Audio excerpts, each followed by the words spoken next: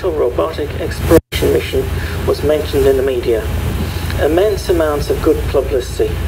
There could be a website for the mission that would charge an entry fee, which would allow the paying visitors to watch the mission live in some of the more exciting phases.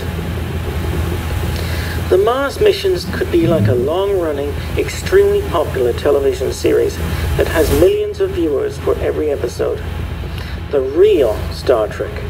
Give the computer program running the mission a name and character and all. With the success of the first expedition by a private exploration organization, sponsorship would be guaranteed for future missions and even programs.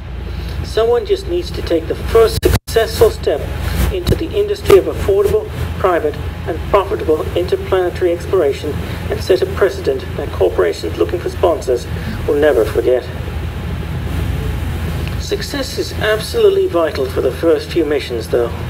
If the commercial exploration industry fails in producing the whole mission, then it will be very hard to find sponsors. This huge incentive to have successful missions might improve the reliability of the interplanetary space missions in general, though. The Mars Society, with its sterling reputation for enthusiasm and dedicated management, should be involved directly in these kind of missions in the same way that I've mentioned earlier.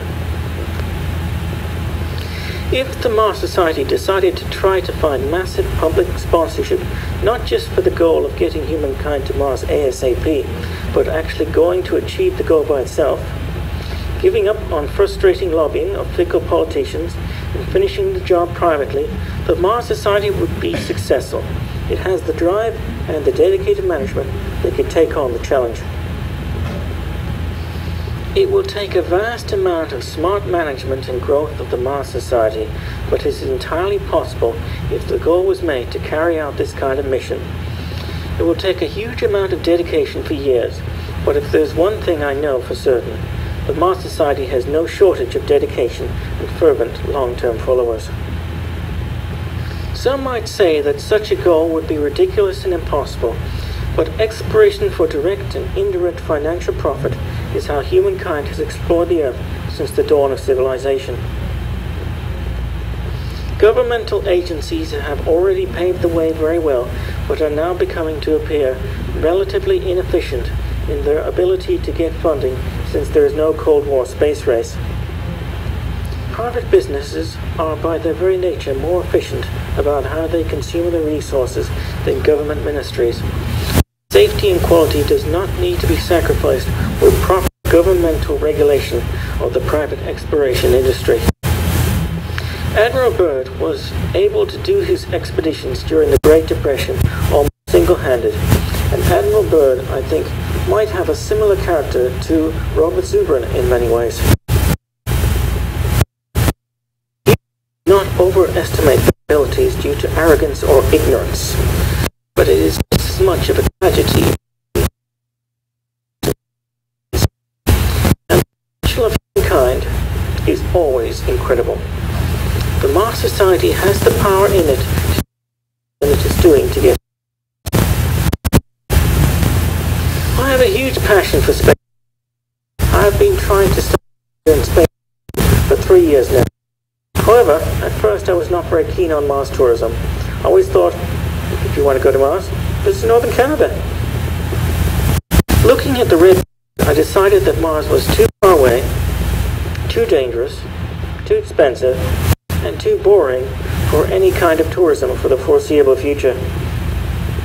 The moon is closer and seems far easier to reach as well as being more exotic and beautiful, with great potential in the next few decades of lunar pressurized bus tours that will visit its mountains and valleys. However, I got the email asking for submissions to give a presentation here, and something just clicked. When I thought about Mars tourism closer, I realized that there is potential for extreme Mars tourism, similar now to the space tourism that is offered by the Russian Space Adventures business in degrees of complexity, costing millions and more expensive than orbital tourism, when orbital tourism itself becomes very affordable. The comparison between orbital to Mars tourism will be as the difference between suborbital to orbital tourism is today. That's when a ticket to visit a Bigelow Aerospace orbital hotel costs about $200,000, and the ticket to visit Mars will be about $21 million. The reason why Mars tourism will start is the same reason that space tourists are going into orbit right now. Mars can put your name in the history books. If you are one of the first space tourists to visit Mars, you will be remembered for the rest of time as a pioneer of the human species. Mars will also make your reputation forever back on Earth during your lifespan. Who knew about Dennis Tito before he visited the Mir space station and became the first space tourist? You will be a celebrity of humankind for the rest of time. On top of all that, visiting Mars will be a lot of fun during the whole trip there and back. Some people are crazy about the Red Planet even now. Just look at the Mars Society and the people who are visiting its conventions.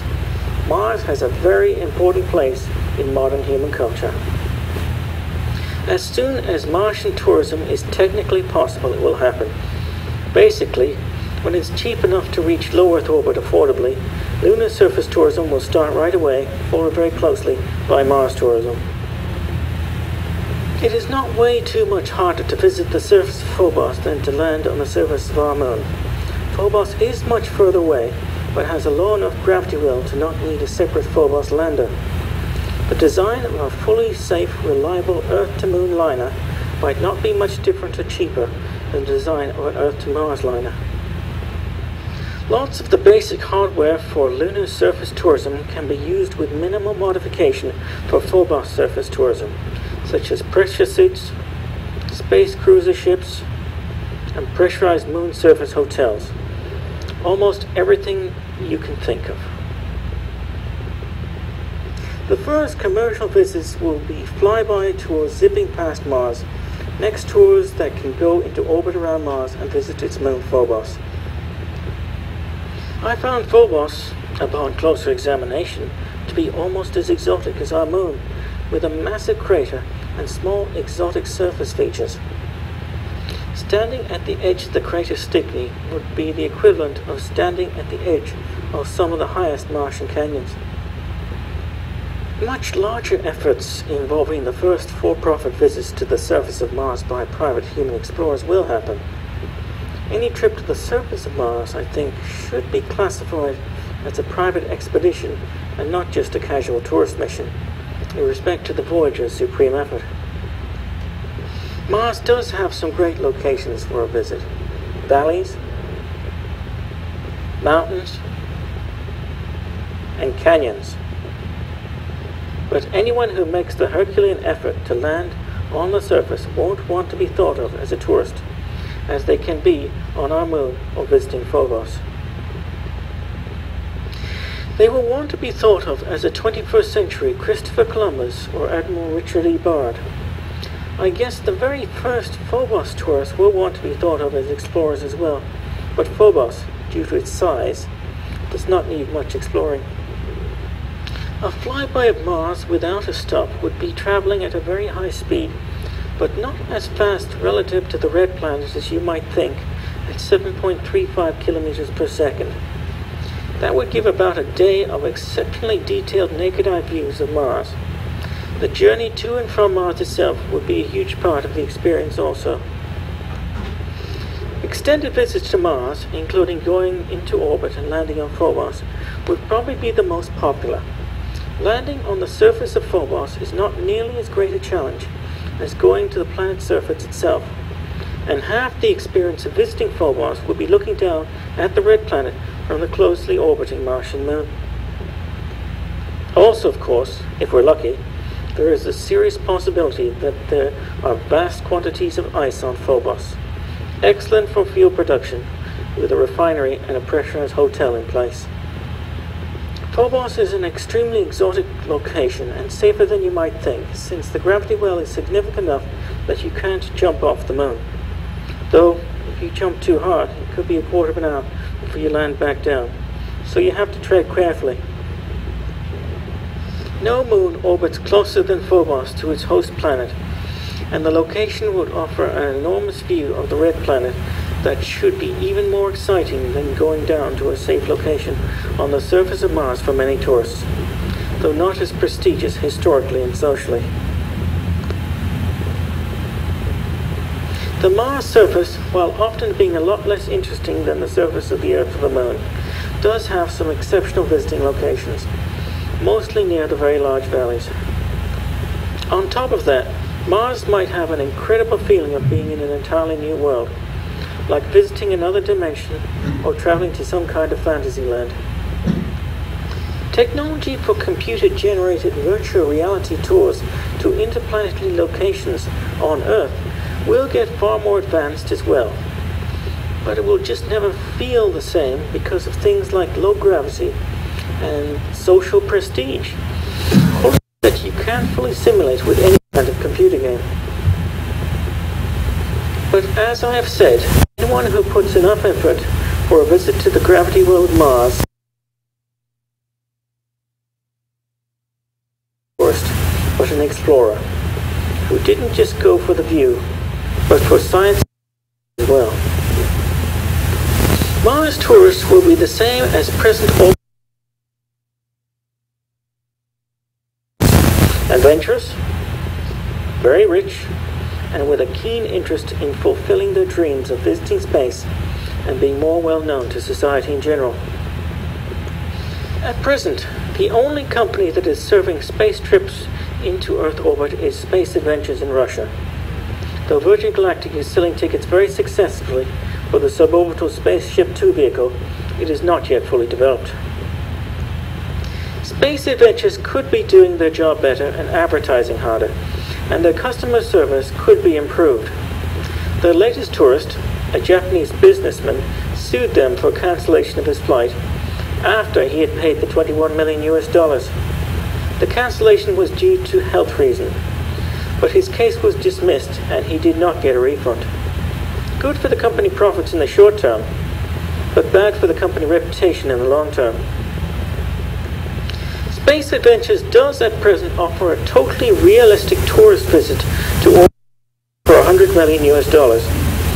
This ticket has not been bought yet, obviously due to poor advertising again. There must be someone out there who wants it, can afford it, but does not know about it yet. With good publicity, advertising and marketing, you can sell anything. The best way to market frontier space tourism is not to have a website, but to actually offer personal visits to potential customers from a marketing salesperson willing to go anywhere in the world to answer serious inquiries and to make detailed face-to-face presentation about the service offered to people who can afford this in the first place.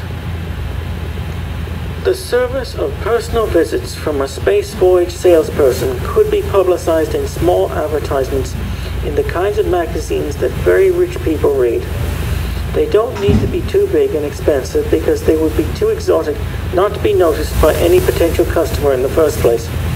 But very few people know about the opportunity to visit the moon now, offered by Space Adventures.